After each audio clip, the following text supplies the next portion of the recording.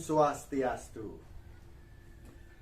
Jumpa lagi bersama saya Eka Dharma Putra di sini di Ashram Siwa Dharma Peguyangan di Kota Denpasar bersama Bapak Jero Gede Makal Made yang juga Master Horoskop Kota Denpasar.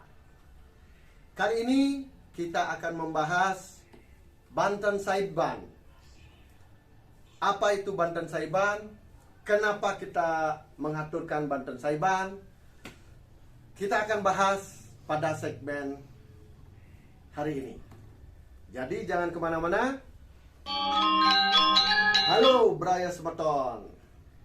Sekarang kita bahas apa itu Banten Saiban dan mengapa kita harus mengaturkan setiap hari. Jadi kita akan tanyakan Jero Gede sekarang. Begini, ya, Jero Gede. Ya. Banten Saiban itu selalu tiang lihat. Orang tua tiang mengaturkan Banten Saiban di depan rumah, di kamar, di pelangkiran, Di banyak tempat. ya. Saya ingin tahu Ya. apa itu Banten Saiban dan mengapa kita harus mengaturkan Banten Saiban. Ya. Mohon penjelasannya. Baik, terima kasih Pak Eka Putra. Juga Braya Semeton sareng sami. Banten Saiban itu sesungguhnya wajib kita lakukan. Kenapa kita wajib? Karena itu sebagai perwujudan rasa terima kasih kita atas rezeki yang kita nikmati dari hasil jerih payah kita sendiri. Oh, bagus. Jadi oleh karena itu Banten Saiban itu kalau di dalam sastra lontarnya menyebutkan adalah disebut dengan yadnya sesa. Yadnya sesa. Yadnya adalah korban suci, sesa adalah bukan sisa. Artinya lebih awal sebelum kita menikmati santapan atau makanan, seharusnya kita melakukan Banten Saiban lebih dahulu. Agar jangan kita disebut dengan menghaturkan sisa dari makanan kita.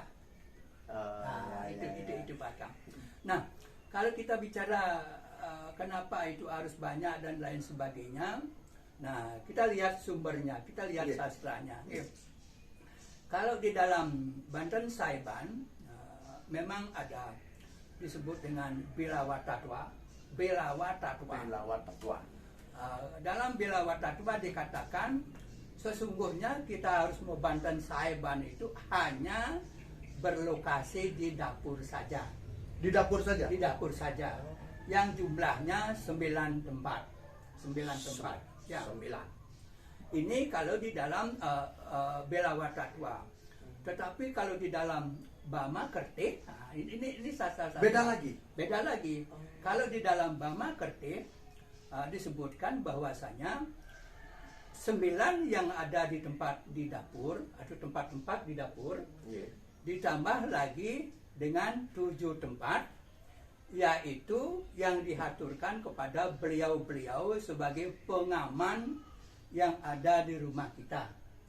Kalau di Sanggah atau di Pemerajan, pada Ratu Anglurah Agung, kemudian pada Apit Lawang di Merajan, penjagaan-penjagaan kita di Tugu Karang, kemudian Apit Lawang di Lebuh, nah di Lebuh tentunya. Nah ini 9 ditambah 7 jadi 16 tempat. Tetapi Pak Eka, yang banyak kita lihat, yang kita warisi adalah lebih dari 50 tempat terkadang kita lihat melakukan yadnya sesa. Nah ini yang berada atau yang tercatat di dalam lontar Bama Kertih. Nah ini yang terjadi sehingga menjadi turun-temurun saling melihat, oh di sana kok banyak, oh saya ikut. Nah, utamanya di sini adalah kita sehabis memasak atau kita wajib melakukan yatnya sesa kepada tempat-tempat yang berpegang peranan penting di dalam mewujudkan makanan itu. Misalnya di dapur, ya, di kompor, ya. tempat pisau, yaitu talenan, tempat untuk memotong-motong daging itu. Yang dari kayu itu ya? Betul, di tempat beras, tempat air, di tempat nasi sudah tentu, itu jumlahnya 9 tempat. Satu lagi yang terpenting adalah di pelangkiran Brahma, di dapur. Sehingga jumlahnya menjadi 9. Kalau yang ada di dalam Bama Kerti itu, tambah lagi 7, yang Tiang jelaskan tadi di Ratu Anglurah Agung, di Pemerajan, Tugu di Pariangan, kemudian Tugu Karang, Apit Lawang Merajan, Apit Lawang di Lebuh, kemudian di Lebuh, dan tempat lainnya yang sifatnya itu adalah sebagai pengaman yang ada di rumah kita. Nah itu. Nah terus kenapa orang itu sampai 50 lebih tempat yang dilakukan? Nah ini sifatnya yang diambil dari turun-temurun yang bersumber secara sastra lontarnya adalah Bama Kerti. Ini yang turun-temurun. Nah, walaupun orang lain paham akan ada di Belawattatwa misalnya, dia tahu, tetapi karena sudah seperti itu dari dahulu, jadi mereka enggan untuk mengurangi. Jadi tidak enak lah dan lain sebagainya. Nah, kembali kepada pemaknaan dari yatnya sesa ini, kenapa kita harus dan apakah tidak boleh tidak misalnya. Nah, kembali kepada hakikat dari agama yang kita yakini, Pak Eka. Jadi menurut agama kan kita adalah bersifat eksat, yaitu rasa kan. Jadi kita sudah mendapatkan rezeki yang diolah oleh istri-istri kita atau oleh perempuan kita yang bertempat di dapur, diolah menjadi berbagai masakan yang enak-enak itu. Ya masa kita saja yang makan. Beliau-beliau masa kita aturkan. Dan termasuk juga beliau-beliau alam Buddha yang ada di bawah. Harus kita berikan dong sebagai perwujudan rasa terima kasih kita kepada beliau agar kita diberikan keselamatan. Kan ini yang penting. Ini yang penting. Jadi boleh saja misalnya kayak pertanyaan Pak Eka tadi, kenapa harus membanten? Boleh nggak tidak? Ya boleh-boleh saja, sah-sah saja. Tetapi dalam keyakinan kita, dari faktor kebiasaan yang Anda sudah lakukan di Membanten Sahiban, kemudian tidak, saya yakin Anda akan mimpi malam-malam dikejar rasa takut. Ya memang kenapa begitu? Karena tadi kan saya katakan, kita mengutamakan kepada beliau-beliau yang ada di rumah kita, yang bertugas sebagai penjaga kita. Nah, ya katakanlah ring Pelinggih Tugu Karang. Nah, macam-macam di Tugu Karang tidak berani mesegah, tidak berani mesahiban. Malamnya Anda pasti mimpi. Benar. Mimpi terkejar-kejar oleh roh yang menakutkan dan lain sebagainya. Ya itu memang benar. Kenapa? Karena beliau adalah penguasa di dalam Pauwongan ini. Beliau adalah penguasa di Pauwongan yang menjaga manusianya yang ada di rumah ini atau di Buana Agung ini. Ya kan? Nah, kalau kita berbicara sumber-sumber sastra, lontar-lontar, memang banyak sekali yang menyinggung, yang menulis, yang mencatat dengan berbagai macam bentuk dan wujudnya, maksudnya tempatnya gitu, dengan jumlah yang berbeda-beda. Tetapi khusus Banten Sahiban tersebut di dalam Belawattatwa memang menyebutkan adalah hanya 9 tempat yang perlu kita berikan persembahan Banten Sahiban dengan tujuan untuk memberikan kepada beliau rasa nikmat kita, rasa syukur kita, rasa terima kasih kita kepada beliau karena kita sudah diberikan rezeki yang melimpah, Iya. terutama di dapur menjadi olahan makanan dari buah kerja kita, mengeluarkan keringat untuk bekerja mendapatkan sesuatu. Saya kira begitu, Pak Eka. Wah, Oke. wah, Pak. Ya, Iya. Sangat seru sekali pembahasan dari Banten Saiban ini. Kita break sebentar, ya, Jero. oke, silakan. Ya, kita break sebentar. Beraya semeton, ngoyong gitu di channel YouTube Master Horoscope Jero Makal Made. Kembali lagi bersama saya Eka Dharma Putra. Tadi kita sudah bahas persoalan dan sumber sastra dari Banten Saiban tersebut. Tadi Jero Gede Bekal sudah menyampaikan panjang lebar di mana saja kita mengaturkan, siapa saja yang kita aturkan. Benar begitu? Ya. Sekarang kita akan bahas apa saja isi dari Banten Saiban itu Ya. dan apa yang menjadi pokok dari Banten Saiban itu. Mohon Jero Gede menjelaskan kepada kami. Baik, Pak Eka. Demikian juga Semeton, Nyamo Brayo. Braya semeton kita. Braya semeton, ya. Kita sebut teman-teman kita yang nonton channel YouTube ini sebagai Braya Semeton. Nggih. Betul. Braya Semeton Makal Made. Betul, Brayo artinya saudara. Braya saudara.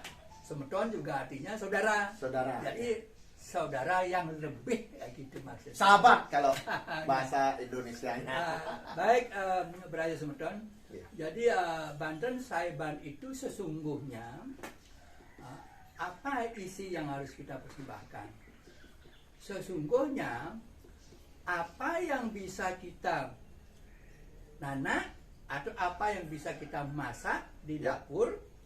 Jadi semua itulah yang harus kita isi dikit demi sedikit kepada Banten Saiban itu. Artinya secara menyeluruh apa yang kita masak, apa yang kita hasilkan di dapur itu sebagai intisari dari persembahan kita ambil, itu yang kita isi semua Banten Saiban sejumlah berapa kita mau. Kan? Contoh misalnya seperti ini.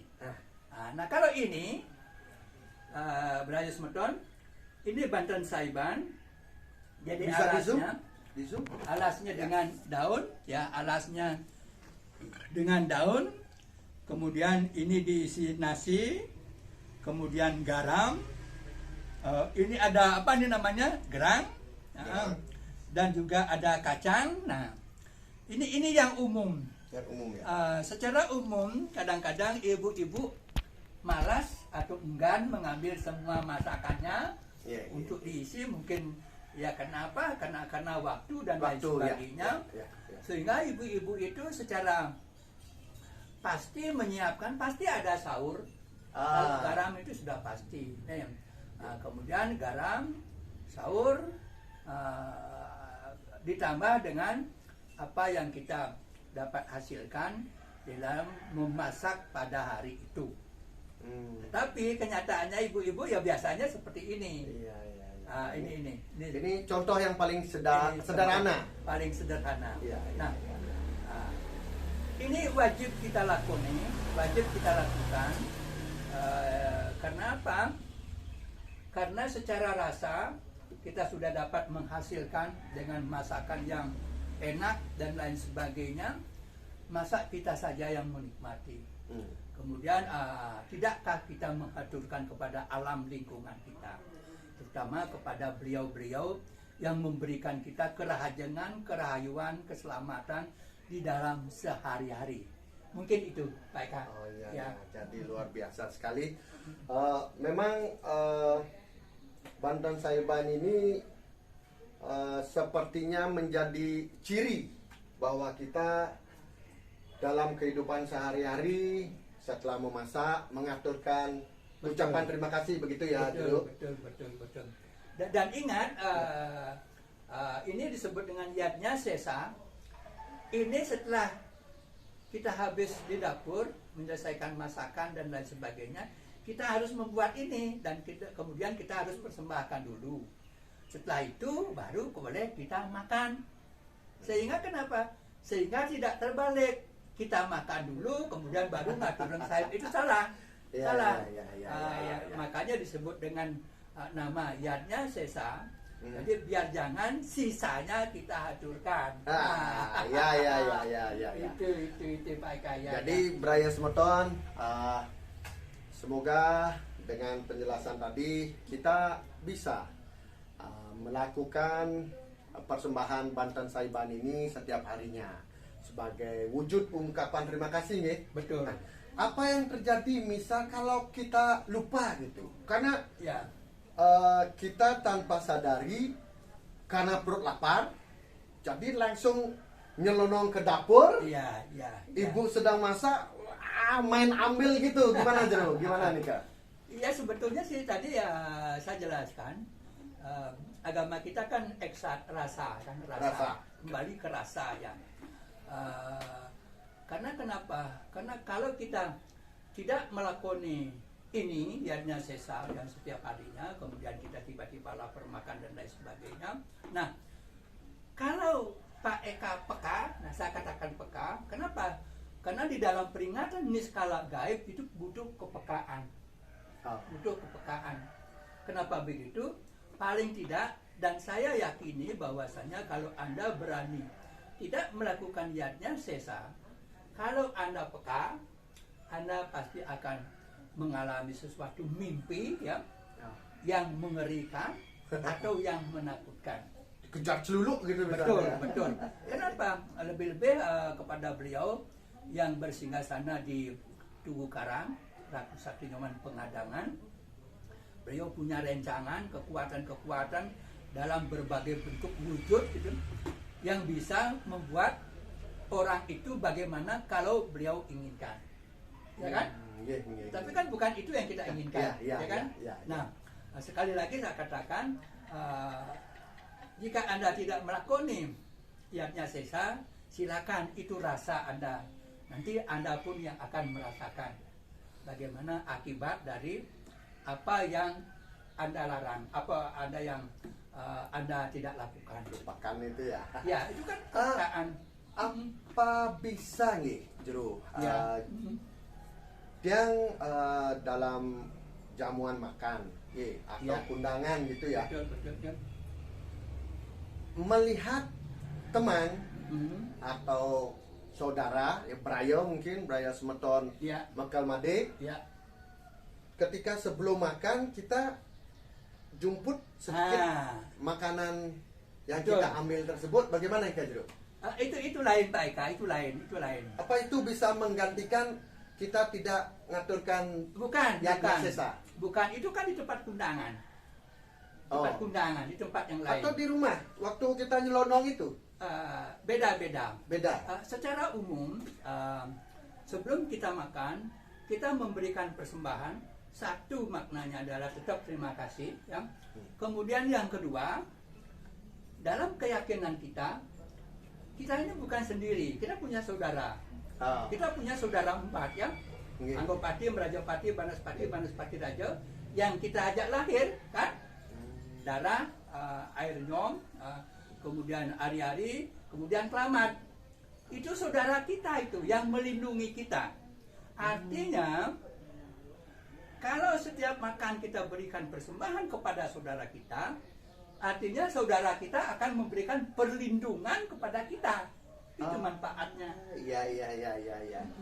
Ya, berarti di sekeliling kita ini sebenarnya kita bersama saudara-saudara kita. Betul gitu? sekali.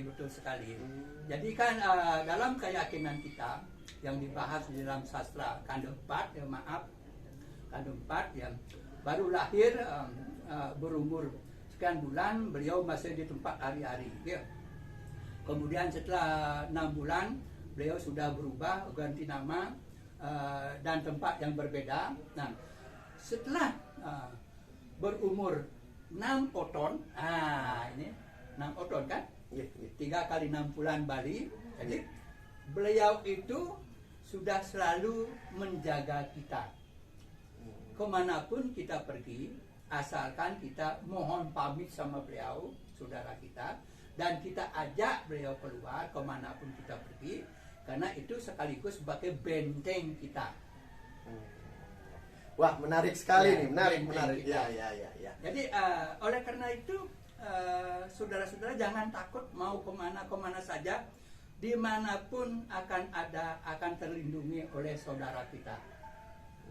Oleh karena itu kita tidak perlu takut kemana-mana. Ya. Ya. Luar biasa sekali dalam penjelasan Banten Saiban hari ini.